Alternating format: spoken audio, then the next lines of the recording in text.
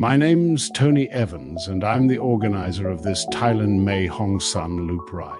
The Mae Hong Son Loop, with all its twists, turns, and unforgettable moments. In this video, I'll take you through the full experience, the ride, the people, the laughs, and everything in between. So sit back, relax, and come along for the ride. Chiang Mai to Pai. There was a bit of anticipation in the air. I'd never ridden the full loop before, and here I was, leading a group of 10 others. It was a mix of nerves and excitement, but more than anything, I was keen to get going. We rolled out of Chiang Mai, working our way through the morning traffic before breaking free into the countryside. Not long after, I pulled the group over for a quick briefing. This is where it starts to get windy. Take it easy, ride your own ride, and with that, we were into it. The road to Pai is famous, over 800 corners. Tight hairpins, long sweeping bends, the road just keeps winding through the mountains. The surface was good and traffic was light enough to keep things flowing nicely. I kept a steady pace, checking the mirrors, making sure no one was dropping too far back. Every now and then I'd ease off, let the group close in, then roll on again. Everyone was riding well, then things changed. Coming into a sharp right-hander, I realized I only had a few riders behind me. So I pulled over and waited. Not long after, the call came through. George had come off his bike. It's the kind of thing you never want to hear, especially on the first leg. We regrouped quickly, and luckily there was a safe area just off the road where we could all pull in. Carol Ann stepped straight in with the first aid kit from one of the scooters, cleaning up the scrapes and patching George up as best we could on the roadside. He was shaken, but still on his feet and determined to keep going. A little further on, we hit some roadworks. Just past them, I pulled over again to regroup, but this time George and Ash were missing. Turns out, after seeing George's accident, Ash had a delayed reaction. She'd been sick in her helmet a few times and had to pull over to clean up before continuing. Understandable, really. It was a bit of a shock for everyone. Once they were sorted, we carried on. Pai was only about 25 kilometers away. George didn't want to go to a hospital, so I pushed ahead and headed straight for a medical center on the outskirts of town. We got there, only to find it closed for lunch, typical timing. So we left George and Ash there to wait it out, while the rest of us continued into Pai and checked into our accommodation. Later that evening, we regrouped and got the full story. George hadn't seen a doctor at all. Instead, they'd gone to a pharmacy and stocked up on bandages and supplies to sort it themselves.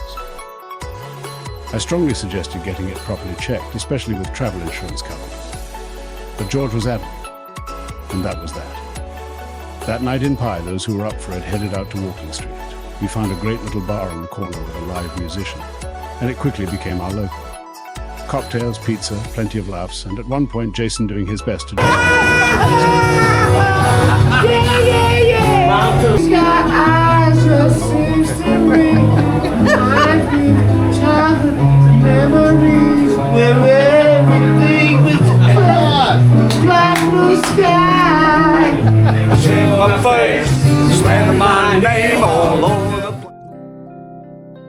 The first full day in Pai started nice and easy. Most of us met down at a local breakfast cafe. Just a short walk, maybe 100 meters from where we were staying. Coffee, breakfast, a bit of a slow start. It was a good way to ease into the day. Marty and I had actually been up earlier. We headed out just after sunrise for a quick ride out toward the hot springs through one of the nearby national parks. The air was cool, the roads were empty, and for that hour or so, it felt like we had the place to ourselves. We got to the hot springs, had a look. Still, it was worth it for the ride alone. Fresh air, quiet roads, a good way to wake up. After breakfast, we regrouped back at the accommodation, geared up and got ready for the day's ride. First stop, Pham Bok Waterfall. Not far from the town of Pai, tucked away at the end of a narrow canyon, you'll find Pham Bok Waterfall. To reach it, you follow a short walk through a cool, shaded gorge, with rock walls closing in on both sides. It feels hidden, quiet, and a little bit adventurous, like you're stepping into a secret spot. The waterfall itself drops into a small natural pool, surrounded by cliffs that block out most of the sun for much of the day. During the wet season, the water flows strong and dramatic, while in the dry season it becomes more gentle, but still peaceful and refreshing. It's not a huge waterfall, but that's part of the appeal. It's more about the atmosphere than the size. A place to cool off, take a break, and enjoy a quiet moment away from the road. Simple, natural, just a short ride out of Pai. You'll find the relaxing natural pools of the Tha Pai hot springs, set amongst the trees in a peaceful national park. These hot springs are fed by underground geothermal water, rich in natural minerals. As the water rises to the surface, it starts out extremely hot, up to around 80 degrees, before flowing down into a series of cooler, more comfortable pools where you can safely soak. It's the perfect place to stop and unwind, especially after a long day riding the Mae Hong Son Loop. You can ease into the warmer pools, relax your muscles, and even cool off in the nearby stream if it all gets a bit too hot. If you arrive early in the morning, the atmosphere is calm and quiet, often with a light mist hanging in the air, making it feel almost like a natural jungle spa. There are basic facilities here, including changing areas and walking paths, making it an easy and worthwhile stop along the way. Whether you're looking to relax, recover, or just take in the surroundings, the Pai Hot Springs are one of those simple but memorable experiences you don't want to miss. After drying off, we jumped back on the bikes and took a quieter back road back toward Pai. On the way, I led the group up into the hills to a white temple overlooking the valley. Often called the White Buddha Temple, this is one of Pai's most iconic landmarks, visible from miles away as it stands out against the green mountains. To reach the top, you'll need to climb over 300 steps, a steady walk, but well worth the effort. At the summit, you're greeted by a large white Buddha statue, sitting peacefully and looking out across the entire Pai Valley. From up here, the views are incredible, stretching over rice fields, forests, and distant mountain ranges. It's a place that feels calm and reflective, with a gentle breeze and a real sense of space above the town. Many people come here for sunrise or sunset, when the light softens and the whole valley takes on a golden glow. Whether you're here for the views, the photos, or just a quiet moment, the White Buddha Temple is one of those stops that really captures the laid-back spirit of Pai. Later that afternoon, things slowed down again. Before heading out for the evening, a few of us took a walk across the bamboo bridge just outside Pai. It stretches out over the fields and river, leading to a small area with cabins on the other side. We met the owner, who mentioned they were planning to refurbish the place, so next time it'll probably look completely different.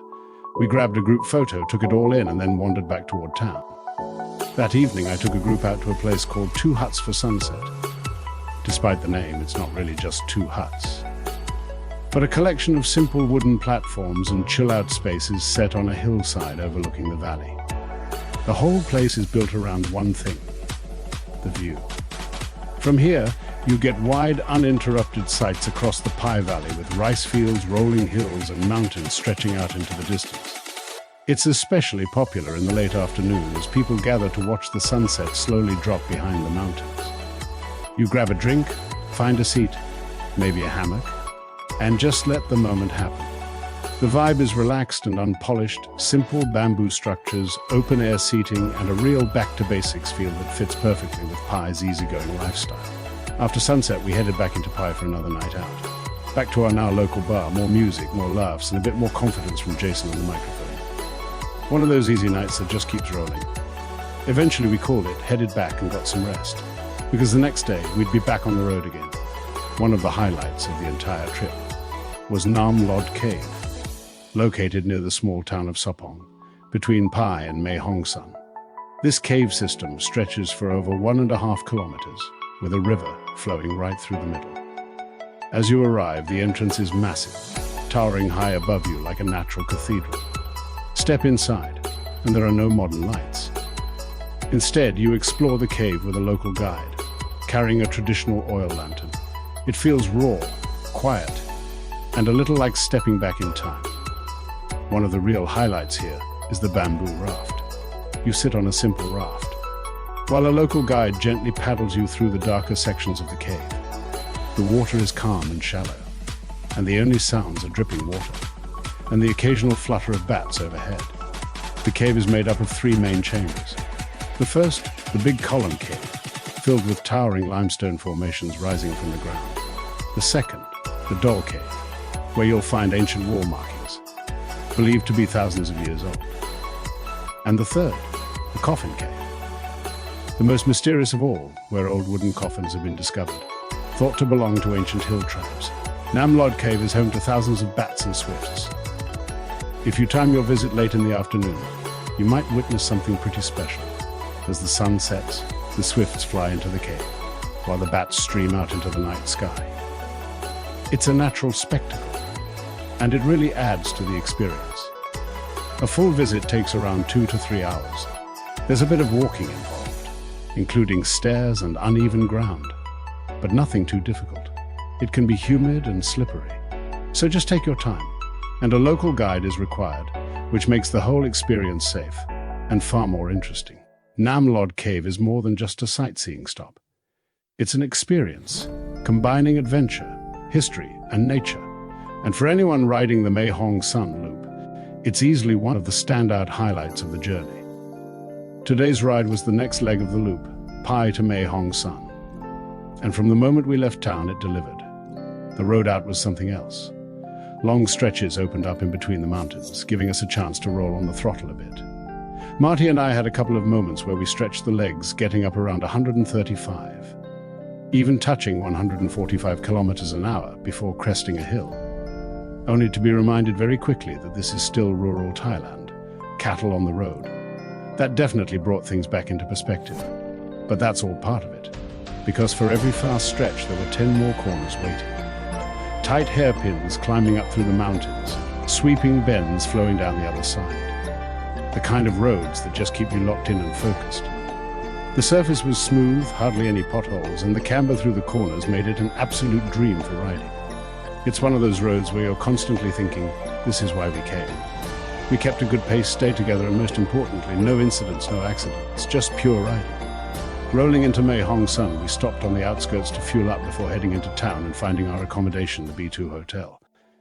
By that stage, there was only one thing on everyone's mind, a cold beer by the pool. That afternoon slowed right down. Sitting around, cooling off, replaying the ride, a few laughs, just taking it all in. Later that evening, we jumped back on the bikes and headed into town. Mae Hong Son is a lot quieter than the other places we'd been, smaller, more laid back, but it has its own charm. Down by the lake there was a walking street set up, not huge, maybe about 500 meters long, but enough to wander through, grab some food and soak up the atmosphere. It felt peaceful, almost untouched. Chatting with a few locals, they mentioned they don't see a lot of Western tourists come through here. And you could believe it. It had that genuine small-town feel, not built around tourism, just quietly doing its own thing. Across the lake there's a temple that lights up at night. Unfortunately for us, they didn't have all the lights on that evening, which was a bit of a letdown. You could tell it would have been something pretty special, fully lit up. Still, the setting itself, the lake, the reflections, the calm made it worthwhile. After dinner, a few headed back to the hotel. But Stu, Marty and I weren't quite done yet. We found a little massage place around the corner, and after a day on the bikes, it was exactly what was needed. A good, proper Thai massage, the kind that sorts you out for the next day's ride. After that, it was back to the hotel, call it a night, and get some rest, because the loop still had more to offer. Once everyone was up and moving, we checked out, returned the key deposits, and got the bikes sorted for the day ahead. Before leaving Mae Hong Son, we made one important stop. A short ride up the hill above town takes you to a temple, and more importantly, a rider's memorial dedicated to those who've lost their lives on the Mae Hong Son Loop. We paid our respects, took a moment, grabbed a quick group photo, and then made our way back down the mountain. From there, it was on to Mae Sariang. This was going to be one of the longer legs of the trip, so there wasn't much time to waste. The ride itself was more of what we'd come to expect. Winding roads, mountain views, long stretches that just seemed to roll on forever. Less traffic, more isolation, and a different feel compared to the earlier sections of the loop. Doi Kiu Lom Viewpoint is one of the most popular scenic stops on the Mae Hong Son Loop, located between Pai and Mae Hong Son along Highway 1095. Sitting at an elevation of around 1,400 meters, it's one of the highest points on this stretch of road. We eventually rolled into Mae Sariang and pulled up along the main street to find somewhere for lunch. After a bit of looking around, we came across a great little teak-style restaurant down near the bottom of the hill, and it turned out to be a good choice. So once we were done, it was back on the bikes and heading toward our next stop, Nok Chan Cabins, just outside Lambeth. They're a little bit off the main road, but not too hard to find. And once we arrived, it was worth it. We checked in and were shown to our cabins, set out overlooking the rice fields. Even though it wasn't harvest season and the fields weren't at their best, the place still had a great feel to it, quiet, open, and a bit removed from everything. There was a big pool, which didn't go unnoticed. Before long, everyone was gathered there, cooling off, a few beers in hand, just unwinding after a long day in the saddle. That night, we stayed in. The place had its own dining area, so we all sat down together for dinner. Good food, good company. We rolled out from our accommodation and headed toward our first stop, Mae Waterfall. And this place, it didn't disappoint. We parked the bikes near the small market area and made our way up the track. As soon as the falls came into view, you could see why it's considered one of the most spectacular in Thailand. A wide cascade spilling down the mountainside, tier after tier, with clear pools forming at the base. Fresh mountain water, clean, cool, and impossible to ignore. It didn't take long before we were in. Shoes off, gear down, straight into the water. It was cold, properly cold, but refreshing. The kind that wakes you up instantly. The current was strong in places, and the rocks underfoot kept you on your toes, so you had to move carefully. Now, you'd think this would just be another highlight of the trip. But it turned into something more. Carol Ann was up in one of the higher pools, near where the main flow pushes through. There was a piece of timber wedged across the edge, probably there as a bit of a warning. She leaned back against it, and it gave way. Next thing, she was over. Not a huge drop, maybe 5 feet, but enough. She landed hard at the base before Marty jumped straight in and pulled her clear, stopping her from being carried any further. It knocked the wind out of her, but she got up and walked out. At the time, we thought it was just a heavy knock. Later, we found out she'd cracked a rib. After that, things settled again. We spent a bit more time there, cooled off, took a few photos, then headed back to the bikes. From there, we pushed on toward Chiang Mai. And this is where the ride really surprised me. I hadn't taken this route before, but there was a turn-off just past the waterfall that looked worth exploring. So we took it, and it just kept climbing. For nearly 2 hours, we rode a narrow, winding road that climbed up to around 1,600 meters above sea level. Concrete sections, tight corners, small villages, farmland. It felt remote, untouched. And then near the top, the views opened up. Absolutely incredible. There weren't many places to safely pull over, so the group had to stay tight and keep moving. But everyone handled it well. On the way down, the road changed. Good surface at first, then rough patches, broken sections, potholes filled with gravel, the kind of riding where you have to stay sharp. Near the bottom, I pulled over on a corner. A couple of bikes came in behind me, and then nothing. Then we heard it, that scraping sound. Ian came through and confirmed it. Ash had come off her bike. We turned around straight away and headed back up. It wasn't far. We found the group pulled over and Ash on the ground, with Carol Ann already working on her. From what we could piece together, she'd hit one pothole, crossed over, hit another, then braked hard and lost the bike. It slid out from under her, trapping her leg. Carol Ann got straight to work again, using just about every first aid kit we had to clean and dress the wounds. And to Ash's credit, she got back on the bike. In a lot of pain, but determined. Calling an ambulance out there would have taken hours. So the only real option was to ride, slowly, carefully, straight to the nearest hospital. I led the group down and into town. Once there, we got Ash inside and, using Google Translate, explained everything to the staff. After assessing the situation and realizing it was an insurance case, they arranged to transfer her by ambulance to Chiang Mai, which in the end was the right call. George stayed with Ash and followed the ambulance. I contacted the bike company, let them know where the bike was, left the keys for pickup, and took the rest of the group back to Chiang Mai. Back at the hotel, everything slowed down again. We checked in, sat by the pool, and just reflected on the day. A few hours later, Ash made it back from Chiang Mai, treated, medicated, and in good spirits considering everything she'd been through. And just like that, we'd completed the loop. And that night I took the group to the Sunday markets. They stretched for kilometers through the main streets, full of food, stalls, music, a great atmosphere. We didn't walk all of it, but we made it about halfway before stopping for dinner. And in true Jason fashion, he ordered something that may or may not have been a fish. It took a while to come out, but no one started without him. After dinner, we headed back toward the bars, caught up with a few familiar faces, had some drinks, a few games of pool, just enjoying the last night together. Jason had one more thing planned, a tattoo. So after a couple of beers, he headed off to get it done, timing it perfectly. We checked in on him later, and he was still going. It was shaping up to be a long session. At one point he came down, grabbed a couple of changs, and I rigged up some long straws so he could drink while lying down. Later that night, on the way back to the hotel, I checked in again. He was out cold, while the artist was still working. The next day was a wind-down. We returned the scooters, sorted the bikes, and spent the afternoon around the pool. A few of us headed into town for dinner, only to find my mate's restaurant closed for renovations, so we ended up at a rooftop bar instead. Dinner, a few drinks, and one last wander back through the streets. The flight back to Bangkok was smooth, and as we arrived, you could see it on everyone's face. We'd done it. The Mae Hong Son Loop, with a great group of people, a few challenges along the way, and a trip none of us will forget. Overall, this was an incredible trip, shared with a great group of people in an amazing country. All the planning beforehand really paid off. From mapping out the loop on Google Maps to researching accommodation, activities, scooter hire, and building the itinerary, everything came together just as intended. Like any group trip, there were a few challenges. At times, communication could have been better. But aside from that, the rest of the group worked well together, and there was plenty of laughter and good times along the way.